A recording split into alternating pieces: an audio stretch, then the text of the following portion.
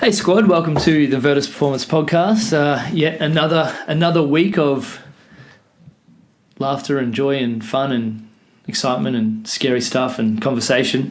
Today's episode is a little bit different. Both of the guests have been on before.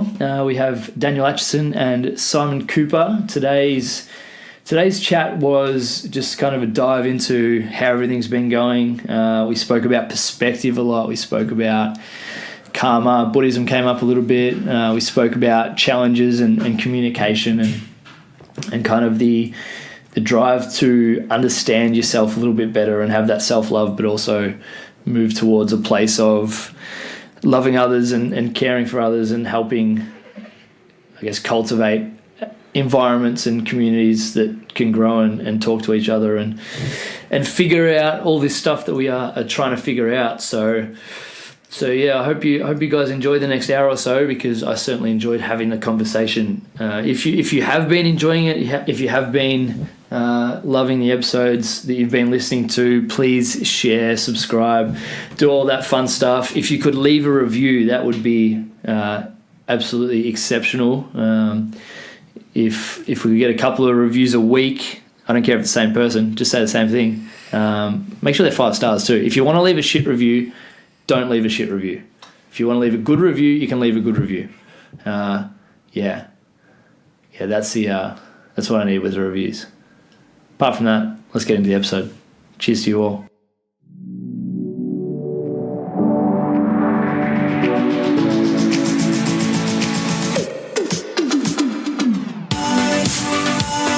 My personal and business goal is to be just a little bit better every day. I believe everyone, especially normal people, have a story to tell. The Proudest podcast exists to help us all find small ways of consistent improvement by discussing the journey and experiences of each of our guests.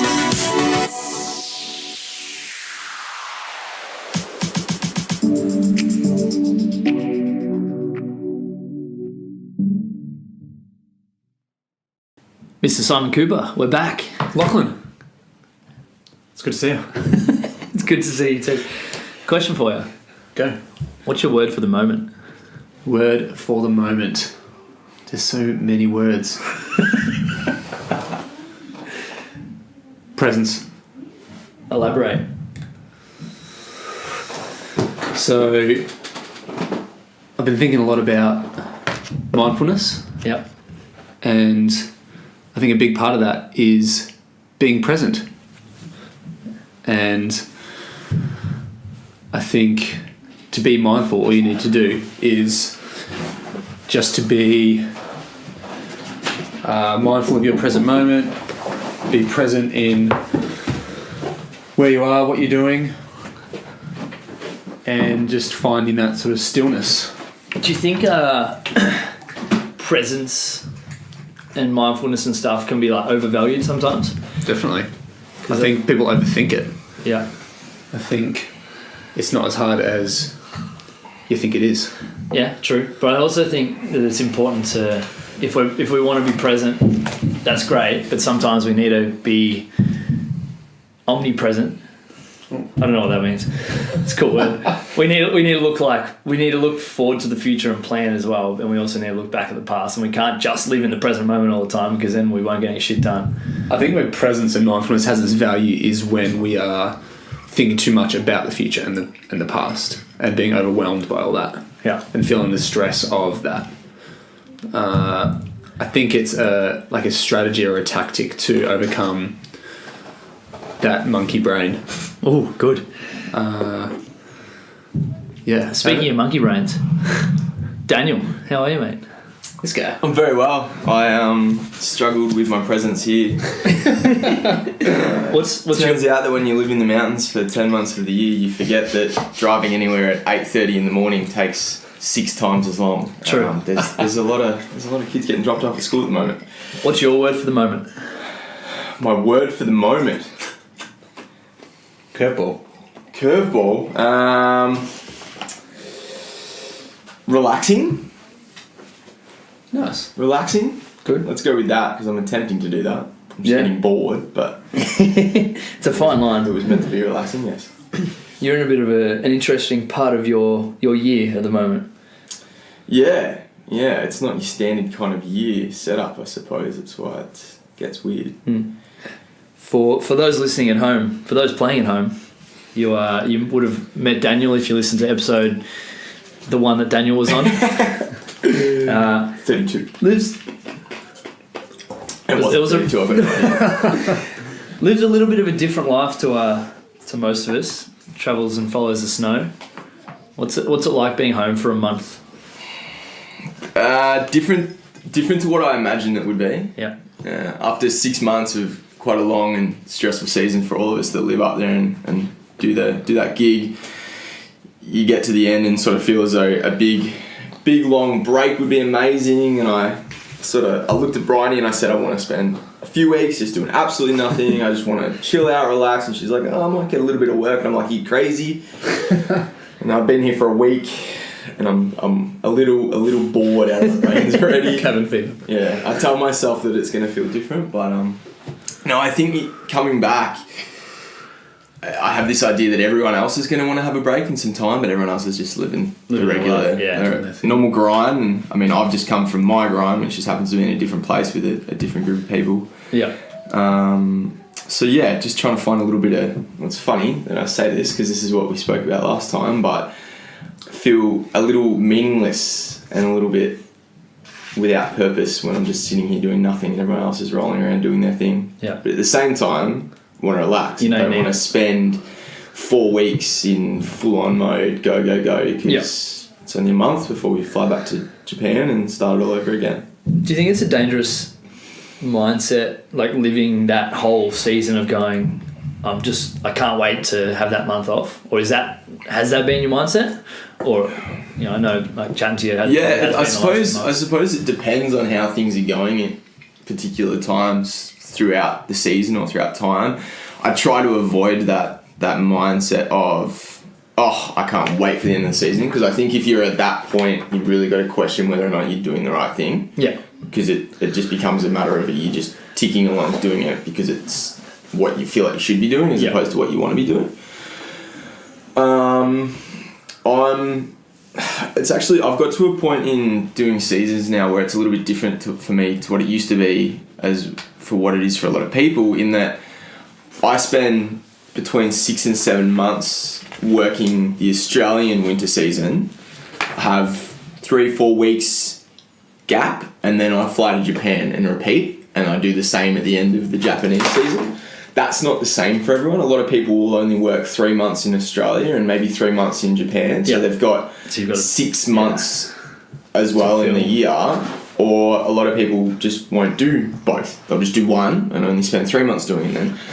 And I actually had an interesting conversation with my boss, Beck, who's also a really, really big mentor of mine.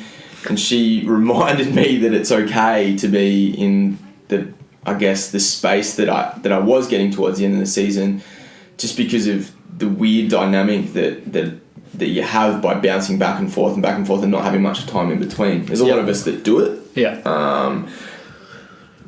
And I think that everyone would have their challenges in their own way, but it's at the end of the season, like for me, for example, I haven't 100% known what my job's going to look like when I get to Japan.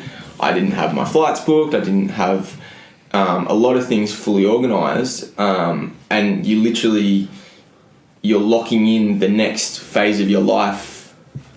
If you're lucky, months. Yeah, as the next most one, as likely weeks in advance, and that just keeps repeating. Yeah, and I guess that sort of sometimes it brings out the inside me that wish or that hope for which I can have at any point. That's the funny part about it. A backyard, a garden, a regular place and a regular group of people around me. Consistent, which I think hopefully I'll love even more again when I get it back again. I think that would be super challenging, like living sort of those six months at a time, and then you sort of upend and move halfway around the world to live 6 months somewhere else. And you're sort of doing that, even though you're consistently doing it. Like you've done it for how many years now? The last it's like 7 years. Yeah. Coming up to 7 years. Yeah. So It's a big chunk of your life. consistency. Yeah. But there's still that sort of instability between you not know what's next. Yeah. Right? Yeah, absolutely. Yeah, and it's there's a lot of people within each of those communities that are in the same position as well, Yeah. but they're also in different positions. So Yeah. a big chunk of the people may then be their first or their second season. They might only be doing it for a short amount of time, or they might be just going back to the regular normal world that they lived in back in Australia after Japan or whatever. Yeah. So their experience and the things that they're feeling along the way are completely different to what you've got going on. Yeah. But you're living under the same umbrella as them. I guess it's like anything. Like when you're in a workplace, and Yeah. when you're at work, everyone feels like on an even footing. So you treat everyone the same, and everyone you assume's the same. You But realise everyone's in different stages. someone's a mum that has 3 kids at home that has a whole lot of stuff going on. Someone's got a sick brother, or all these different things, and I don't know. Everyone's got different things going on. Yeah. Well, I think I kind of look at it. I was thinking about it the other day, after I was talking to Cooper about uni, and it's kind of like you finish up when you finish up uni, you like have that period of time where you're like, okay, fuck, what's next? It's almost like you live that every 6 months, Yeah. Kind of, yeah. Yeah. which is pretty hectic. It's an interesting phase where you're just looking forward to them. Not you're looking ahead to the next thing. And there's kind of that element of the unknown. You don't know what is next. It's... Do you have tools or little things that you do to help you come back to being, like Coop spoke about at the start, like being present and being a little bit more mindful about how you're thinking and where your mindset's at? Probably not enough. Yeah. Have you tried, like, is there stuff you've tried and hasn't worked? Talking to friends in similar situations, I think I found definitely helps a lot. Yeah. But again, those conversations are dependent on the people that you hopefully can talk to and what they've got going on and their outlook, if a friend's struggling with the concept and I'm struggling with the concept and they come to me hoping that I'm going to be able to give them some light, I might only have, negative things to give them, like, oh, why are we even doing this? Like, this is silly. We're not doing anything good for ourselves, or, and then the next week I might be like, actually, we're living in a beautiful place. Our backyard's amazing. We get to do what we love all the time. Yeah. And still earn a keep and put a roof over our head. And, but I will admit, probably could do with a little bit more. But I guess I blame it. I put it down to it. It's just, you just accept that's the way that it is while you're doing it. Yeah. It's a stressful environment. It's a stressful way of being. Yeah. I mean, life is in general, but it's just another level of weirdness in that mountain environment. Yeah. I don't know what else to compare. Well, you it to. kind of like, even though you have ways to connect, you're kind of separated from the world in certain aspects. Because obviously most people use that as a holiday destination or as an escape, but their escape's your kind of reality, like day in, day out. And, it's really easy to, like, we do the same thing when we go on holiday somewhere. Like, if you went over to, like, a little island off the coast of Cambodia or something, like, all these people live there and that's their normal. Yeah. And you're going in and trying to escape, for lack of a better term, from your normal, which is really interesting. When I went to Bali, that's a great point, because I went over in July with Sally Ann, and we had this cab driver, and I remember this. He was asking us about our holiday and like how often we get away from home and all that sort of thing. And we asked him when do you get a holiday? Where do you go for your holidays? And he responded that this is his life and he doesn't feel like he needs a holiday. So like this is just what he does. He doesn't go away. He works. He spends time with his family. There's no he doesn't need to escape from his life. He's just happy and grateful for what he has. Yeah. And I think it's an interesting like construct that we have in our society that in you Australia. need to escape. Yeah, we need to have like 4 weeks holiday per year. I need a holiday. Yeah. Like, I don't know. Why? I like to think that I don't need a holiday, but wanting to explore the world and wanting to do cool shit and wanting to, and like some weeks I'm like, fuck, I need a holiday, but I always come back around and feel like I'm very grateful for the life I get to live. I think we live basically at a holiday destination. Like the peninsula for a lot of people is a holiday destination at the end of the year. So whether it's on the mountain or whether it's down in front of the beaches of the peninsula, like it just takes a slight shift in perspective to be able to enjoy it for what it is. And one of the things that's really helped me enjoy it is meditation lately. So I set myself a target of making sure I meditated every day. When I went away earlier in the year, and I did that and then kind of fell off the bandwagon for a couple of months, and it's probably the last 6 to 8 weeks that I've jumped back on it. And I've been hitting 20 to 30 minutes a day consistently, and it's forced me, because I don't like just meditating like in my office or in the gym or whatever. I'll go outside and sit next to a tree or lay in the grass or walk and meditate or whatever, and it's made me enjoy the environment around us significantly more. I took Dan to one of the little spots I go fairly regularly at the beach the other day, and it's just like the sun was out, water was flat. It's just, we live here, and it's an easy thing to forget sometimes. It's funny that all the examples you just gave then of where you go to like disconnect and spend time being mindful is in nature.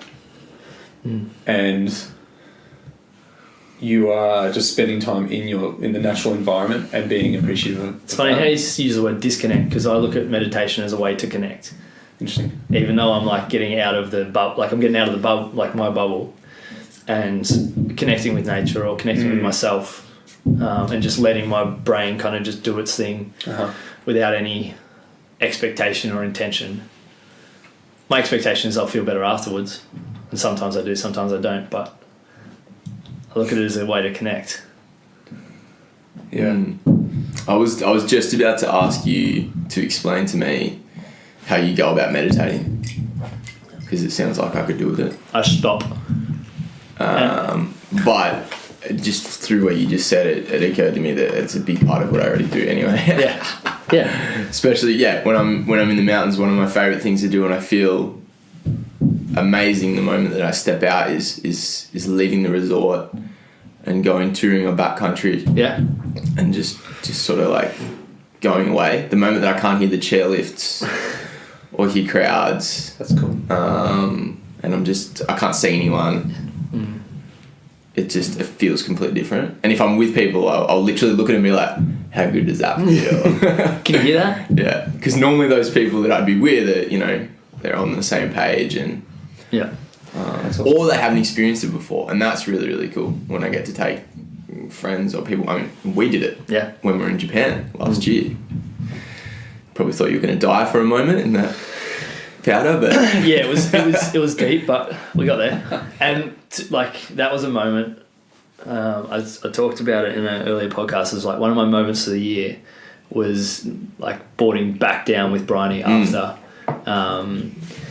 of just like this sense of accomplishment and like excitement, and the fact that I'd done something that I didn't think I'd be able to do 5 days earlier. Yeah. And then I think it might have been the day before that when the four of us were riding through the top trees, and snow was coming down, and we're all like crossing over and smiling and laughing, and it was just like the perfect moment. And like I remember how I felt in that moment, and I think like I remember that as one of the most mindful moments I've had this year, because I was just being and I was just within.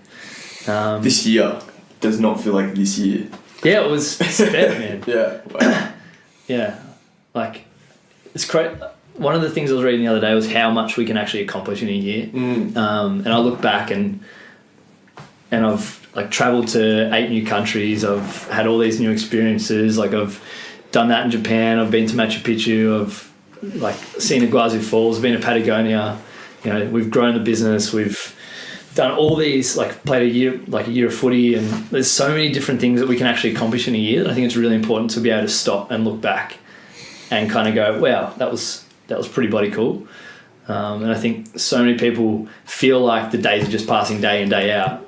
But when you really stop and go, okay, what's actually happened, you realise, holy shit, I've actually done a fair bit and I've accomplished a fair bit and I've connected with new people and made new friends and things like that. I was reading an article the other day and there were 4 questions in it, and I'll run through them quickly, but it's basically about how much your life can change in 90 days. And the 4 questions was, first one was, looking back over the last quarter, what are the things that made you the proudest about what you have achieved? So you kind of write down the things you've accomplished and what you're proud of. So they suggested spending 2 minutes on each of these questions. Second one was, when you look at everything that's going on today, which areas of focus and progress are making you the most confident? So like, it's about being in the now. And then it was around, okay, looking ahead at the next quarter, what are the things giving you the greatest sense of excitement? So, okay, what am I looking forward to? And then it was like, what are the 5 new jumps, the 5 things that you can achieve in the next 90 days that no matter what else happens will make you feel like it's been successful? And, you know, like I'm the kind of person that looks for progress and growth and stuff like that. And I can look back at, I can stop and be in a shitty headspace and go, well, fuck, I haven't really done much in the last 90 days. But then if I actually write it down and look at it, I went, okay, stuff happened. We did some cool things. Like even heading up to Hotham for a couple of days a few weeks ago, I could have not done that. So many of those little things little decisions we make to either stay home and live a regular weekend or go and do something extraordinary. It's funny that like that whole stay home and live an ordinary weekend, one of the biggest and best parts for me of, I guess, coming home is just going and sitting on the couch with my mum and my brother. Yeah. And I look forward to that so much in the next few weeks. Yeah.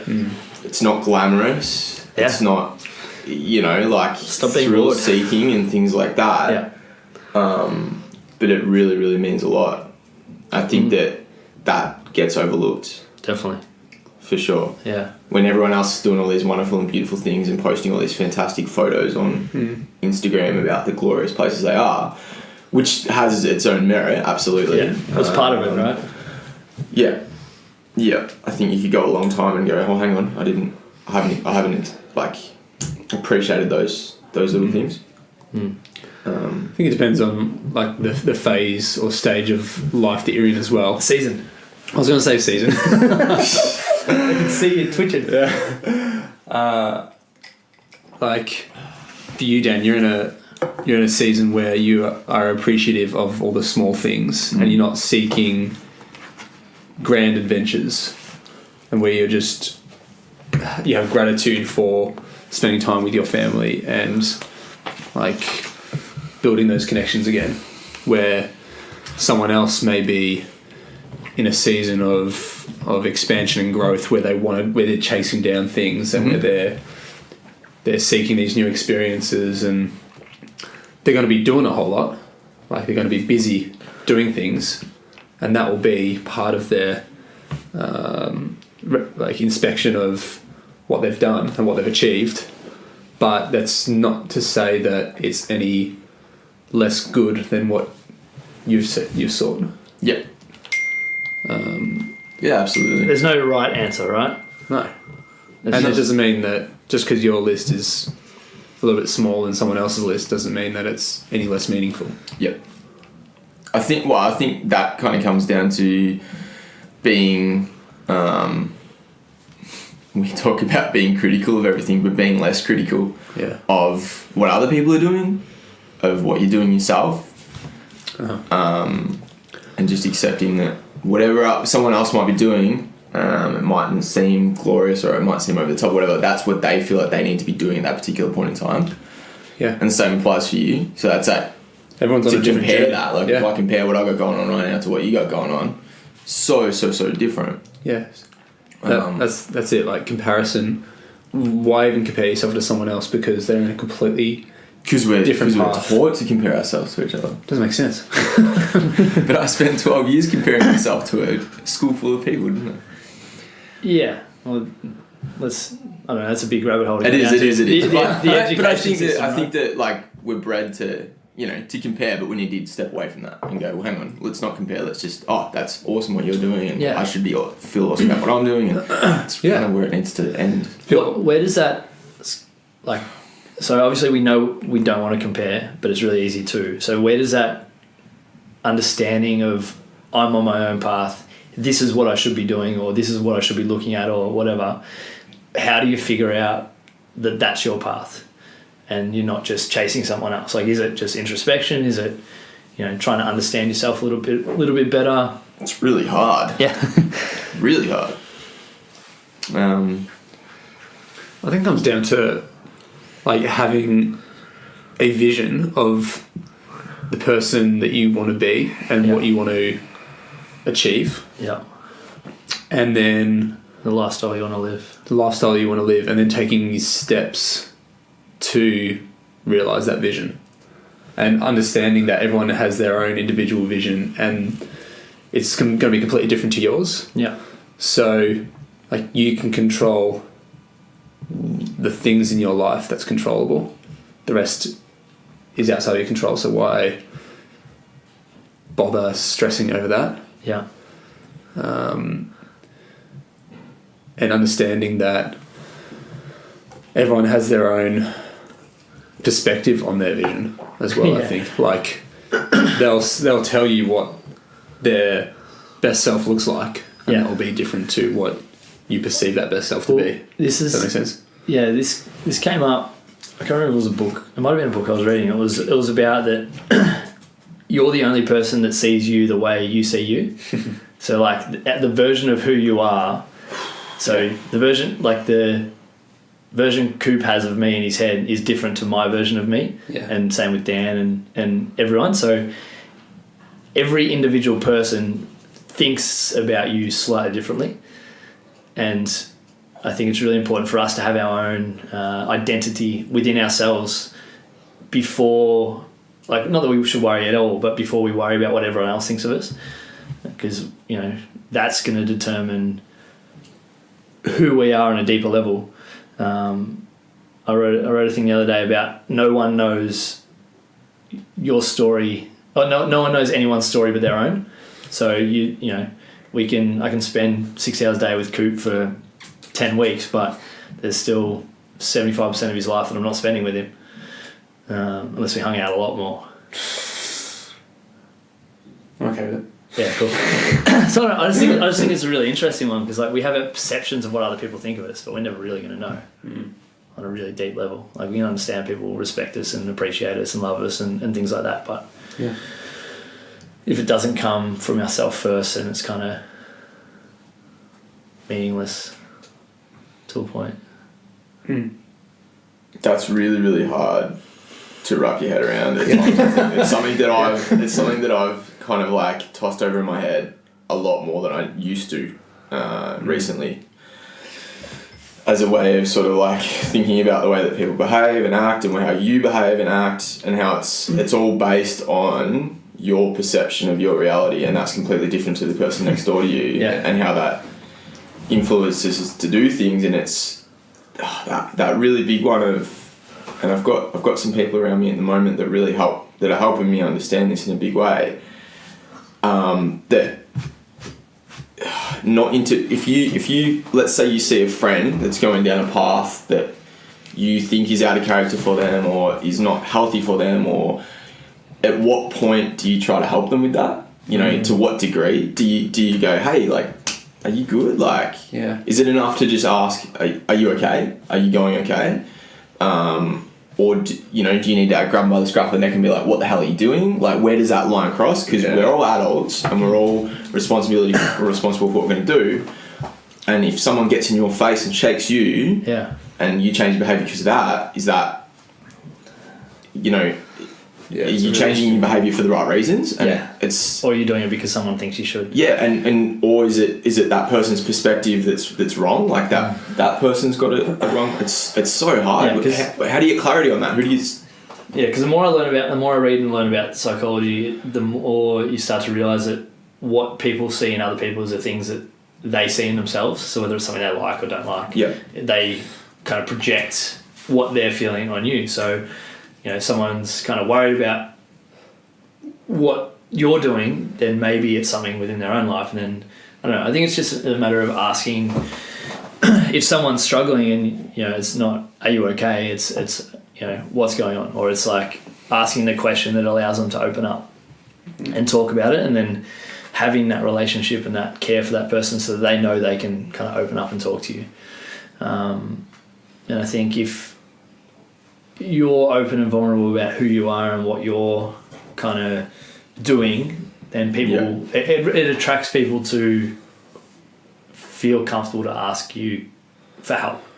I definitely think as a society we don't ask for help enough, like as individuals. And that can be people around us or professionals or whatever.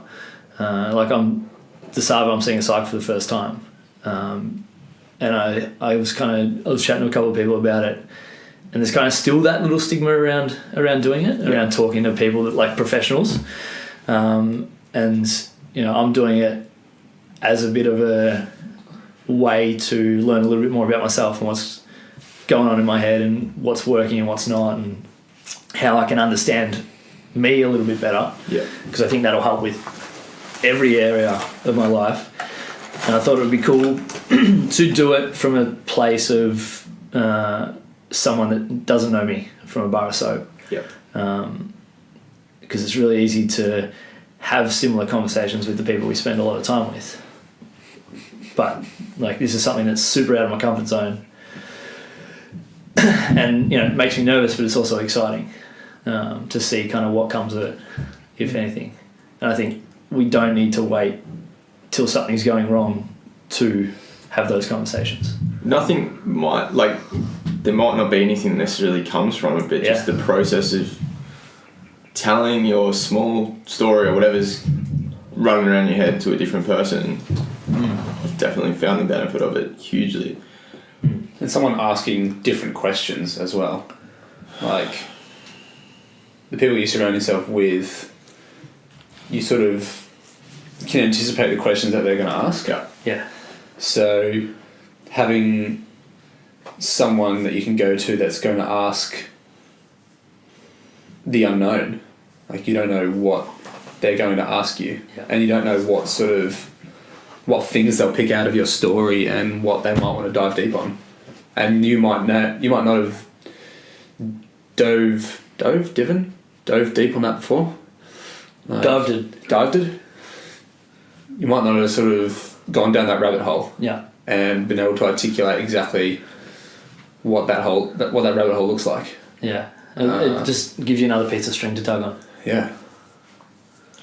Making that, I guess, it's so much harder to go, well, yeah, actually, I'm going to have that chat to that person and try to understand my head a little bit better because I'm a little bit confused. To everyone else around me, I look like I've got it all going on, but my mind's just playing stupid things at the moment. But 100%. It's easy to just be like, everyone's just telling me that I'm killing it and going really well, so I'll just move on with it. But like making that step to just have a chat to someone, it's bloody hard. I don't know. There's different avenues.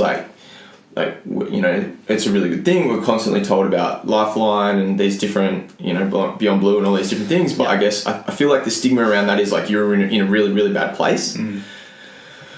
But for example, like the company that I work for, and I would imagine that there's a lot around. We have an employee assistance program, and that's literally no questions asked, anonymous. The company doesn't even know about it. You just ring your phone number and you can talk to them, and it's about anything. It literally can be like, I've got no money and I don't know how the hell to manage it, and it's making me anxious out of my brains. And they put you in touch with someone that can help you through that. Versus like, how hard is it to open up a Yellow Pages, obviously Google now, and go financial support, this, that, that you're just not going to do that.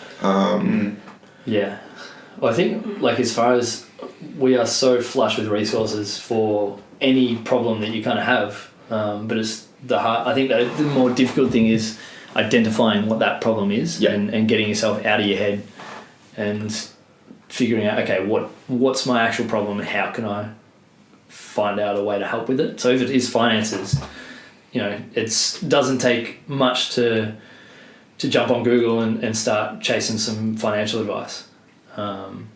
Barefoot Investor's been a book that's kind of been thrown around a fair bit over the last couple of years, and a lot of people that I know have been able to save for a house by following those steps. So I think it's really easy to not do anything about it, but it's also easy to jump on Google or grab a book and start teaching yourself and start learning.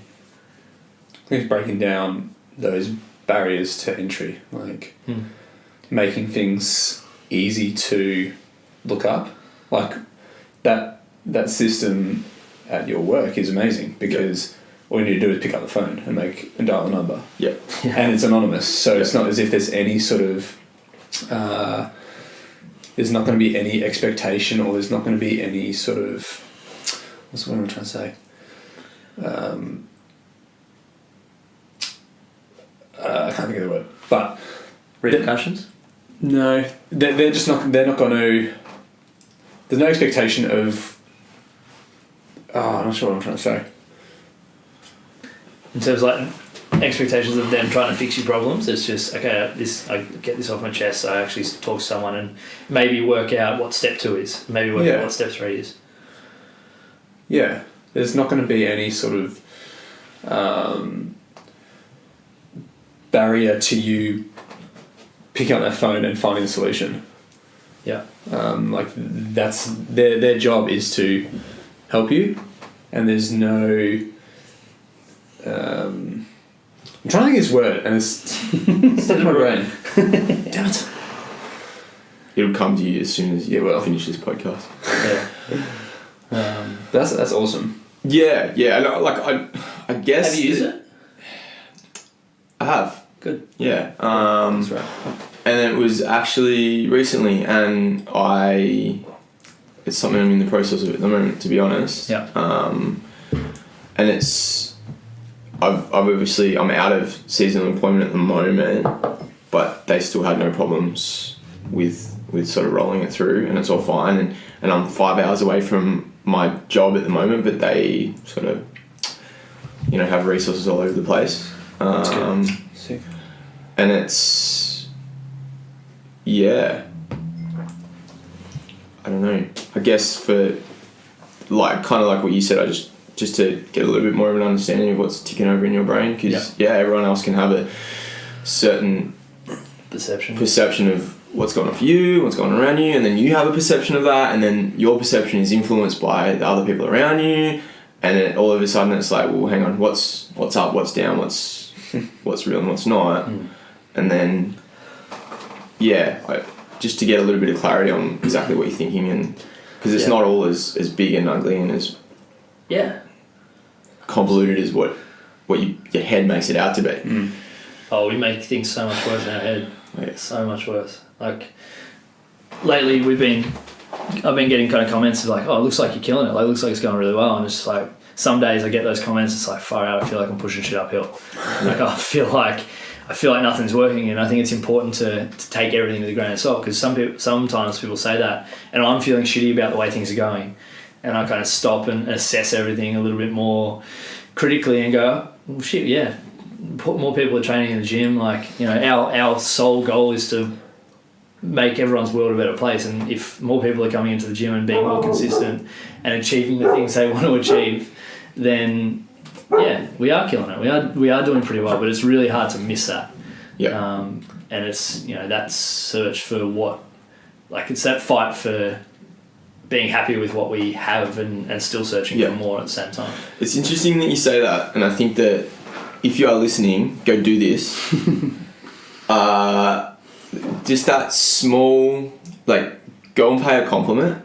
Don't just think it. If you're thinking something, say it out loud. And an example of this for me is I've recently become really, really engulfed in following a lot of photography, and I found quite a heavy passion for photography myself. Just come from this past season that I've really gotten heavily into it. just getting to be involved with some photos and some videos and some media and seeing how some really great professionals do it. A couple of guys that I got to work with up at Hotham, Chris and Finn.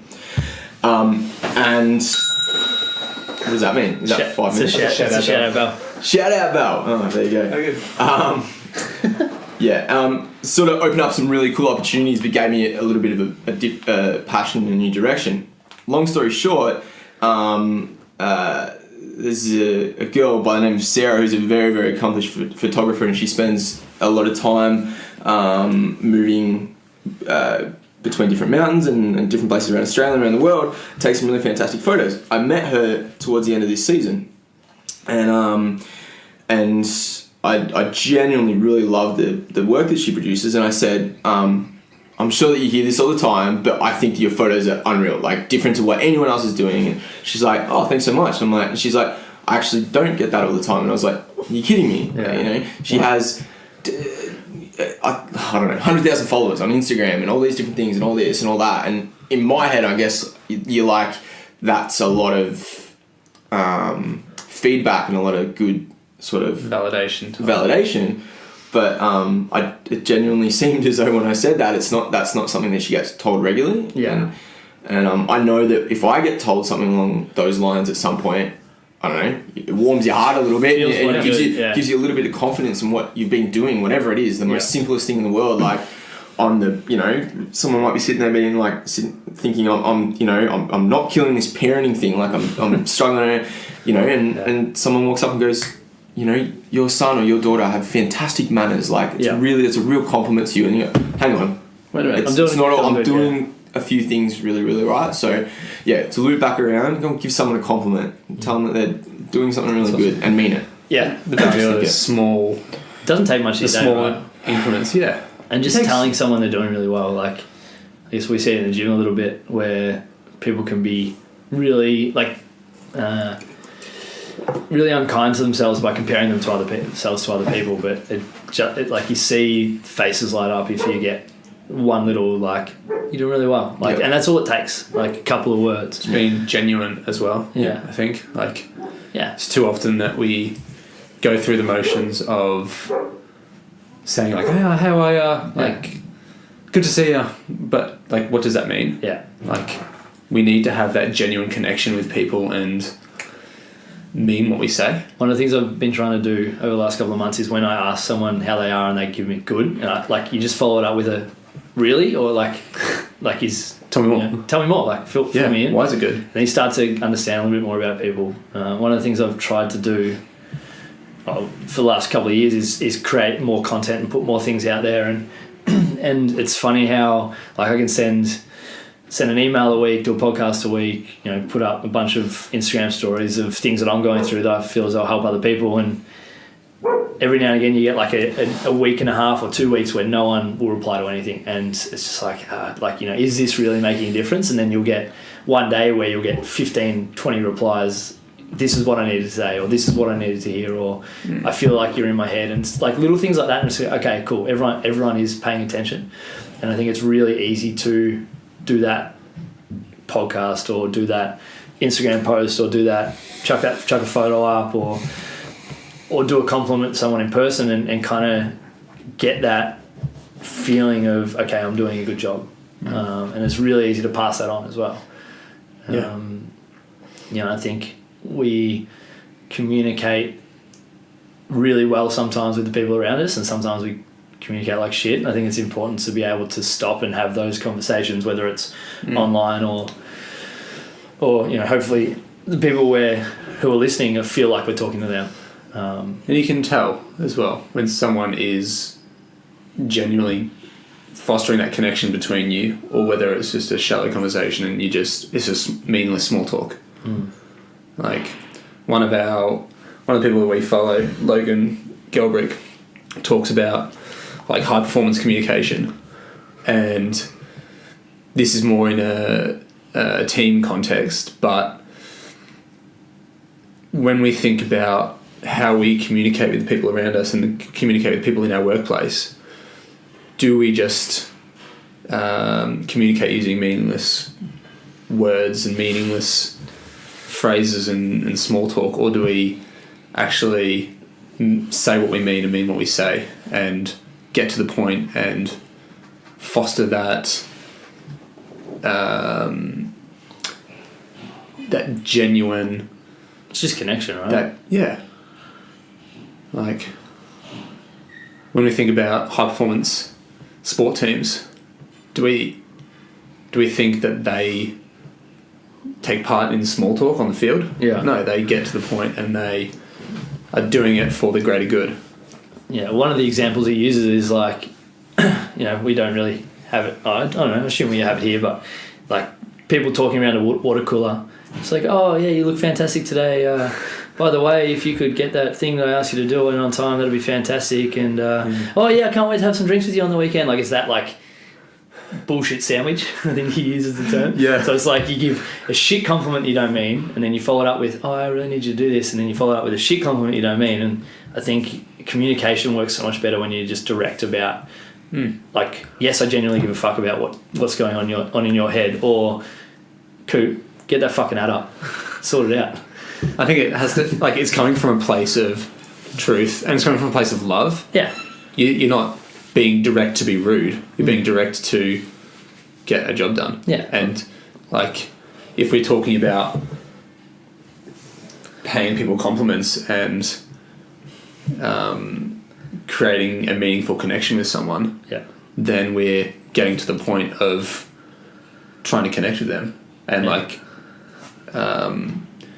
appreciating them and trying to understand where they're coming from.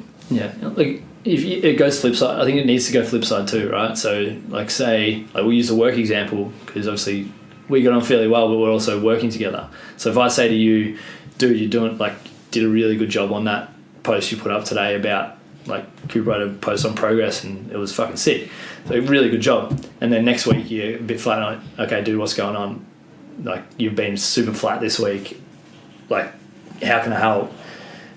I hit that. One's a compliment that comes out of love and appreciation. The other one's it's almost like I don't know what I'm looking for, but it's like a dive into, okay, you're not delivering what you need to deliver. How can I help? It's coming out of love as well. So, like, even though one's effectively, some people look at it as positive, some people look at it negative. It's really easy to only do one side, to only focus on negatives. And I think it's important to, if I get feedback from Coop that, like, dude, you haven't been properly setting yourself up for meetings, so they've been shit house, or you haven't been communicating well. That's coming from a place of love, and that's just as, if not more important than the hey, you've been really on this week, like, keep it up. And I need to come from a place of, like, acceptance and know that it's not it's not a dig at me, or it's not something that I need to take personally. Yeah. It's feedback that I can use either positively and improve, or I can take it to heart and get offended and be sad about it. That can be really hard, though, to not take those things to heart or be offended, because the moment, like, especially if you think you've been doing a really good job, or the wording that you use and the way that you deliver something, really in that way, if you can make it feel as though a bit of concern, or not feel, but, like, genuinely be of a bit of concern, or, like, you actually want to support, I've noticed that, like, this is going on, is everything going all right? Like, not just assuming that, like, Coop's being lazy again, he's just on his phone playing games, like, you could assume that way, but actually Coop hasn't been sleeping because his dog's sick and he's up all night, but he hasn't wanted to bring that to work and bother anyone. And do you need to go home and, like, do you need to be at home today? Like, oh, you have no idea how much that would mean a world of good, and all of a sudden it starts to help to repair things. Yeah, he's back on top, and I think as individuals we have a responsibility to have that desire to search out disconfirming information and the things that we're not doing really, really well. Too often we just look for validation on the shit that we're doing, regardless of whether it's good or not. We want people to tell us that we're doing a good job. Yeah. And I think like we talk about high performance teams and high performance mindset and stuff, and you know, I think it's really easy to just get stuck in, hey, you're doing a really good job, keep it up, when they're not really. Being that like cheerleader friend, I think it's important to be able to call people out on their bullshit, say, that was ace, that sucked, what do you need from me to help you improve that? Yeah. And it's Coop's responsibility in this example to be able to let his ego take that hit, take a breath and go, okay, this is why Lockie wants me to improve this. Rather than it being, well, fuck that guy, like he's doing this and this and this wrong. And like too often in relationships we see you come with something of concern or something that's not working, and you end up just banging heads against each other because you're just throwing out all the shit that you don't like about what's going on. When one of our mentors mentioned it to us once, and he used the term open loop. So if you're upset about something that someone's doing and you don't talk about it, you're left with an open loop about that issue in your head. And then when it comes time to communicate something and ego spikes up and you start having a little bit of an argument, all those open loops all come out at once and none of them get closed, and you end up in that cycle of, you know, this is wrong, this is wrong, this is wrong, this is wrong, and I come to you to talk about it, and you've got all these open loops about the stuff that you're not happy with me about, and we just throw open loops at each other, and shit hits the fan, and no one achieves anything. And you know, the idea around that is that if you have an issue, you communicate about it, close that loop, and then move on to the next one. Does he have ideas for, because it's easy to get into that position with all those open loops, like how do you overcome that? You know, does it take one person to be the bigger person and let some things just lay and be water under the bridge? I don't know, it's almost like you sit down, and it's really hard in a relationship, and I mean relationships in terms of like partners and friends and colleagues, whatever. It doesn't matter what relationship it is, family, it doesn't matter. It's almost like you need to sit down and kind of look at, okay, here's one issue, we're staying on this issue that's going on, we're not going to talk about the other 17 things that you're annoyed about. Let's talk about that loop. Yeah. Because it's really easy, like it's like an emotional hand grenade, right? Like you're talking about one thing and you decide to throw something else in the mix because this is going to help my argument. And you know, when he taught me about it, I kind of drew a bunch of like half circles with a little arrow like that, and it's just like, okay, what are the loops that I need to close, and who do I need to close them with? And some people I was able to close them with, some people I'm not, and there's still open loops that haven't been communicated properly, and there's probably still a little bit of frustration from my end and probably from their end because there's still open loops.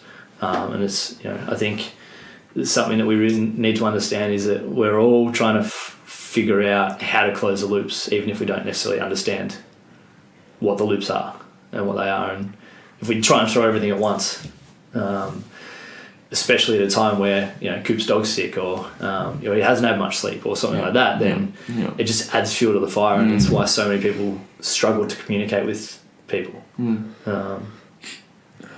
I wrote a quote down that is like, anyone that's been to Tassie's probably been to Mona. So the guy that opened Mona, David Walsh, his book is exceptional. It's called Bone of Facts. It's an awesome book. But one of the quotes I took from it, it's, we struggle with ourselves, and the biggest struggle is the failure to understand that everyone struggles. We aren't special in our pain, that's universal, and it helps to know that. I think when we come from a place of understanding that, I'm going through some shit at the moment, but so is every other individual on the planet, and we take the focus maybe away from what we're struggling with and how we can help others not struggle with the things they're struggling with, it helps us fix our struggles. It says struggles like 15 times in that sentence. But you get what I mean. We get it. I think, like, to bring this around full circle, I think this comes back to perspective and being mindful. Yeah. Right? Of, like, taking the time to practice mindfulness ourselves, and then being mindful of everyone else and the people around us. And I think it's super important to take time, to intentionally take time to to practice that mindfulness in our day. Yeah, it only takes 10 minutes. I love what you just said, in that there's this big circle, and I might have like missed the next new trend or whatever, living away in the hills, but be mindful of yourself, you know, think about yourself, sit down and you know, be mindful and all these things, but we don't live a sedentary life. We live amongst other people, and being mindful of what you just said about being mindful of other people's places is just as important as your own, because all those interactions rely on that. We can't all just be mindful in our own selves and then have this beautiful connection with each other, because we're not acknowledging or considering what someone else's, you know, what someone else's mindfulness is, and that's pretty important. I think of mindfulness as like mindfulness of self, of like relationships and the connection that you have with other people, and then of our environment. So like the environment that we cultivate around ourselves to foster this like all this connection and growth and feedback.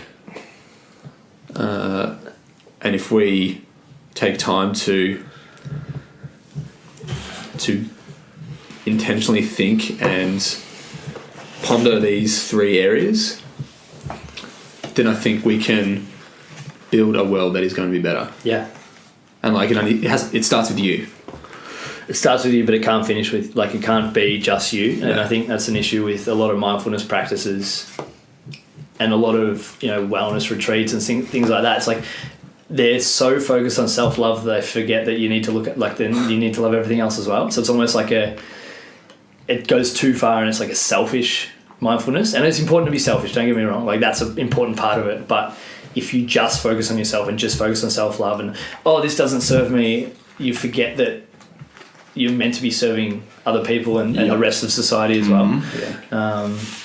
You know, it's a big problem that's kind of been perpetuated by like a lot of the Buddhism practices, and I kind of spent a big chunk of this year diving into a lot of Buddhism and understanding what it actually is about.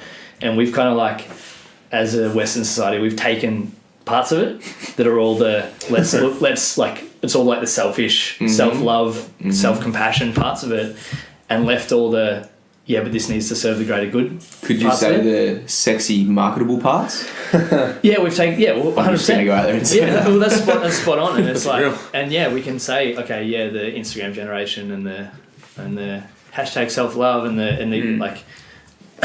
Yoga's definitely been a proponent of pushing that side of it. There's definitely a lot of yogis and a lot of parts of that industry that push the other side of it as well, which is fantastic. But I think too many people dive into the how can this help me, when you realise that I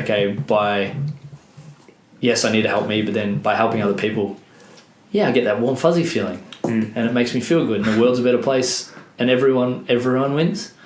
And then I don't know if I believe in karma, but I believe in energy in some way. And if you put things out, like, if I spend a whole heap of my week supporting Coop for the stuff he's going through, then down the track he might spend a whole heap of his week supporting someone else who then maybe supports someone else who then supports me back. And it's like, I don't know, I think if you put out positivity, this is like the lamest thing I've ever said. If you put out that positivity and that love and stuff, it'll all come back to you. Thanks. I want to come back to that, like, quickly mention that selfish thing that you just said. Like, we need to have that selfishness, but we need that selflessness as well. And those are two sides of the same coin. Which is just reiterating what you said. You said it better. I'm just pandering. I just encapsulated it all into a single sentence. Shit. All right. This is awesome. Finish this off. I want both of you to tell me what you're most excited for.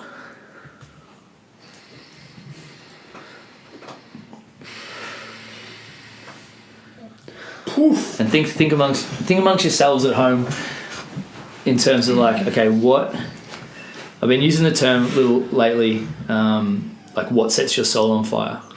Like what really deep within you gets you excited for the next however. And it doesn't mean you're not enjoying today and tomorrow and stuff, but what are you like? There's lots of events and physical things that I'm looking forward to, but the thing that sets my soul on fire is to keep having these sort of conversations and to keep bringing this mindset and this these meaningful conversations to more people, because I think this is like, it starts with awareness, and what we're doing, what I like to think that we're doing, is making more people aware of this story. And I think the more people that get told the story, then they can pass that on. And then it's like what we said about, like what you're saying about the energy, like you're passing that on to make the world a better place. And I like to think that we are telling a good story. Yeah. And I want to keep telling it. Oh, good. It's just our perspective of that story too. Yeah, that's not to say that it's the right story. Like, it's our story. But I think it has value. That's probably a bit deeper than maybe you were expecting. But No, I like that. I'm going to say one internal and one external thing. Good. yes. The internal thing is that I genuinely want to think about a lot of these things, and it's cool for me that I didn't expect to be sitting here with you guys today, but there are a lot of things that I have been pondering over a little bit recently for various reasons. And just a few of the things that you've said have definitely given me ideas and made me feel like I can go and be a better friend, a better family member, better boyfriend, better in a lot of different ways. Amazing. And just generally be proactive in a few of those, as opposed to just dwelling in a few of those areas, which that gives me it's not your normal kind of excitement that I'm used to of, but it's I think a pretty important excitement when you especially when you can be stuck in a bit of a hole. So that's exciting. But one thing that I am very, very excited about is moving back over to Japan soon, and this season's going to be, and knowing that things are going to be a little bit different this season, in that it's very, very accessible to get over there and very cheap, and there's a lot of people from my home community, yourself included, that are going to be visiting, and that I get to share my experiences with in the coming months, which for me, living in that remote, away environment, having friends come and getting to share those experiences with them is pretty awesome, because one of the difficult parts, and I know that it's just experienced by heaps of my friends, from their family, from everyone, that people don't understand what it is you're doing. So the opportunity to get to show people in your life what it is that's going on for you is pretty cool. So it's a big part of your life, and they're a big part of your life as well. So to bring them into it. It's definitely awesome. I mean, it's awesome. It's on a big scale, like having to go to a different country or go into the mountains or whatever. But we don't often get to see the inside of what some of the closest people in our lives, what that looks like, what their day at work looks like, or what their life looks like. So for me, that's super exciting to get to share that with my friends and family. Sick. I like that a lot. What about you, Lachlan? I should have thought of an answer while you guys were talking. Okay, this is your question.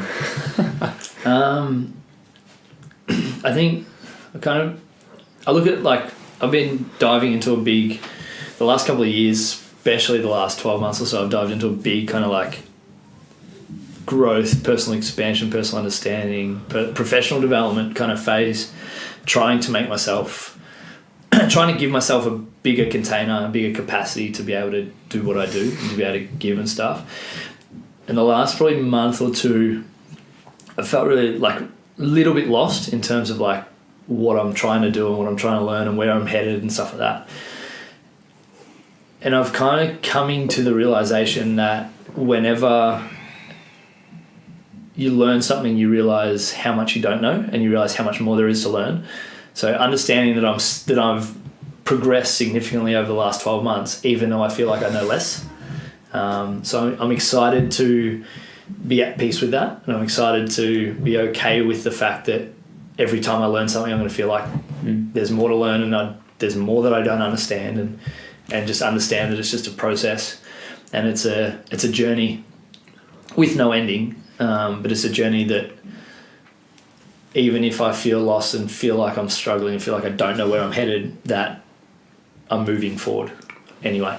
So I'm excited to learn about myself, which I know will help me connect with other people. It'll help with my communication. It'll help me move forward with what I'm doing. It'll help me figure out, what we want to do with Proudest and how we want to utilize that platform to make the world a better place. Plus, I'm excited to go to Japan with KP and share some of those moments and some of those experiences with her, and Kyle Baby again, and you too. And it's I read one of my emails that I sent after Japan last year, a couple of days ago, and it's cool to see that where my headspace was at 10 months ago compared to now, and it's going to be exciting to see where my headspace is at next time we're there. Awesome. Excited to be more and do more and have more. Good beat. On that note, thanks lads. Gentlemen, it's been a pleasure. Thank you very much for the chit chat.